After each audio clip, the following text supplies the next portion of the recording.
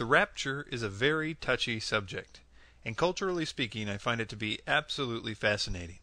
What I mean by that is that it seems to be mocked by a wide variety of people.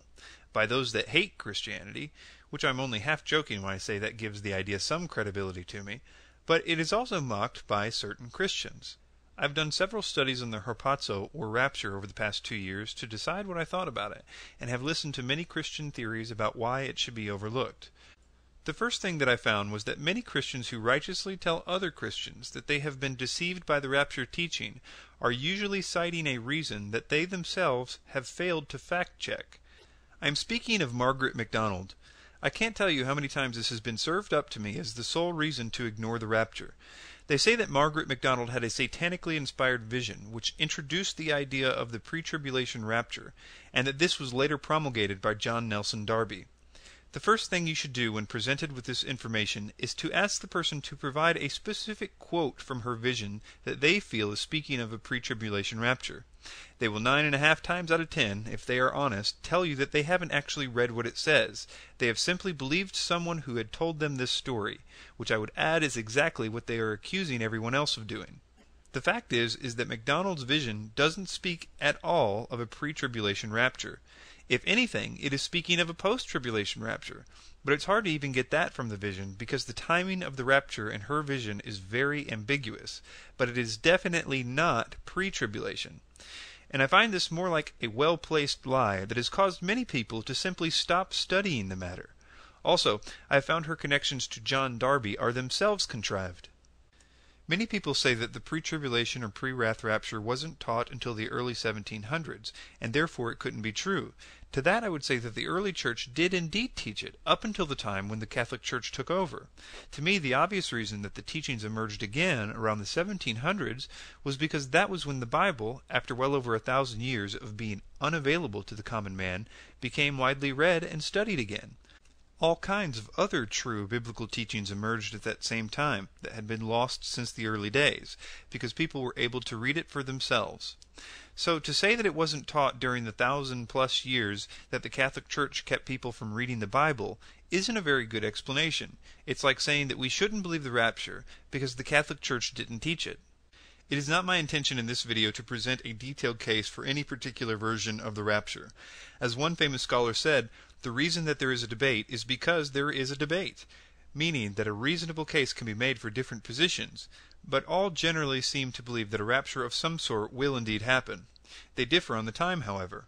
I have determined in my own experience that anyone who claims that the rapture must be pre, post, mid, or pre-wrath, and excludes the possibility of any other explanation, hasn't really done their homework. Because, as convinced as I am of my position, I still have to give deep consideration to other passages that suggest to me that there is something that we are all missing. I see this as a clue, and I want to propose a theory about why there is so much speculation. I think that just as the angel told Daniel to seal up the words of his prophecy until the time of the end, I think it's possible that the rapture timing is similarly sealed up, intentionally difficult to discern perfectly. I often get the impression that there is a spiritual padlock on the question of the timing. I would suggest that this padlock is not for us, but for Satan. I have always considered that the rapture must be, if true, Satan's biggest fear. Satan is a serious student of Bible prophecy, you can bet, and I know he has spent some time considering this event, because unless he comes up with a way to explain it away to non-believers, he runs the risk of his entire scheme crashing down. After all, if people saw all the Christians taken away, they would be inclined to believe that the rapture was real and that Christianity was true, which is an unacceptable arrangement for Satan. If he knew the exact details of the timing, he could precisely plan for it, much like he did with knowing the prophecy of the birth of the Messiah and his attempts to kill all the firstborn, or many similar instances in the Bible that a Bible student could point you to. But if he only knows the general time, he, like us, can't plan as well for it. Nevertheless, I believe that he, like us, should know the general time. I want to propose a series of theories about the rapture and the deceptions that I think will surround it. People often discuss Project Bluebeam and similar theories, but I think that it's going to be a little more complicated than that.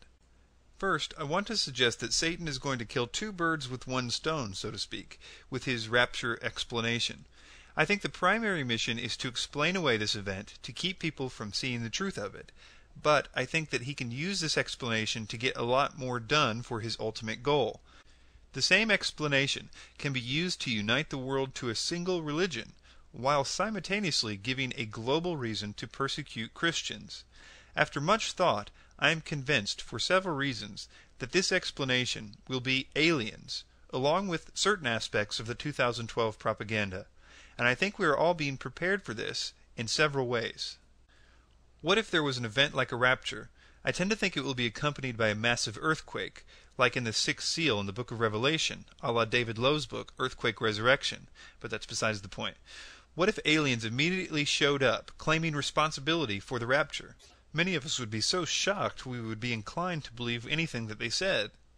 Now, before you think that I've gone completely mad, please understand that I've spent a great deal of time looking into testimonies of people about their encounters with these quote-unquote aliens, and I'm convinced that they are extra-dimensional entities, and that this is a spiritual phenomena with very physical components.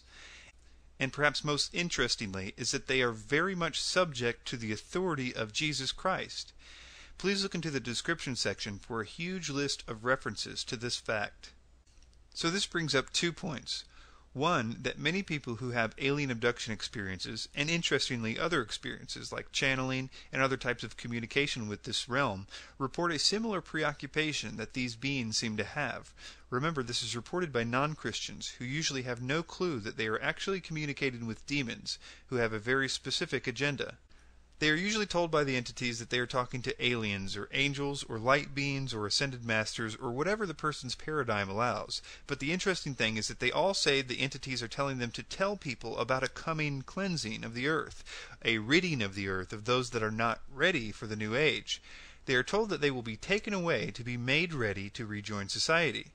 Very interesting, however, is that a certain percentage of the experiencers reverse it and say that those that will be taken away are the ones that are prepared for the New Age, for instance, the New Age gurus, etc. In any case, I find the fact that the spiritual world being so preoccupied with getting humans to tell other humans this story, which amounts to getting them ready to explain a rapture-like event, is fascinating, and I think it's a big clue.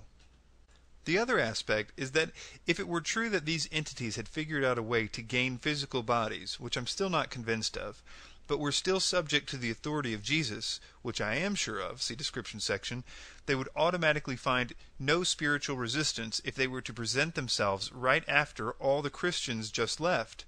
Sure, there would be many instant conversions after the rapture, but it would take some time for them to build up understanding of their spiritual powers over the demonic. After all, many Christians today don't even believe that they have any particular power. It is like it is said in the Bible, speaking of the church in the last days, they will have a form of godliness, but deny the power thereof. Can you imagine if, say, a major war was stopped in mid-war by alien ships who said that they had come to stop us from destroying ourselves? And they also told us that they were our creators via genetic engineering.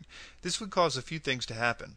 One, despite the fact that alien existence would in no way disprove the Bible, as the Bible makes no claim to exclusivity as far as the planet Earth is concerned, people will believe it thanks to a few decades-long propaganda campaign from the Rockefeller Foundation and movies like Contact with Jodie Foster.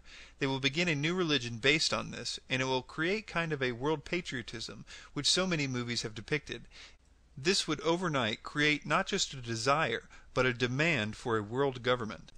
At that point, it would be very easy to use propaganda to paint Christians as the terrorists, as they did in the movie Contact, because they will be said to have been proven wrong.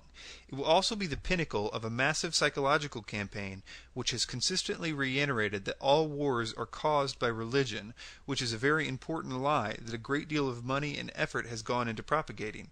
See my video, Religious Wars, Fact or Fiction. This will cause the new united religious system to see the Christians as everything that was wrong with the old world, and it will allow for the justification of a genocide in that system.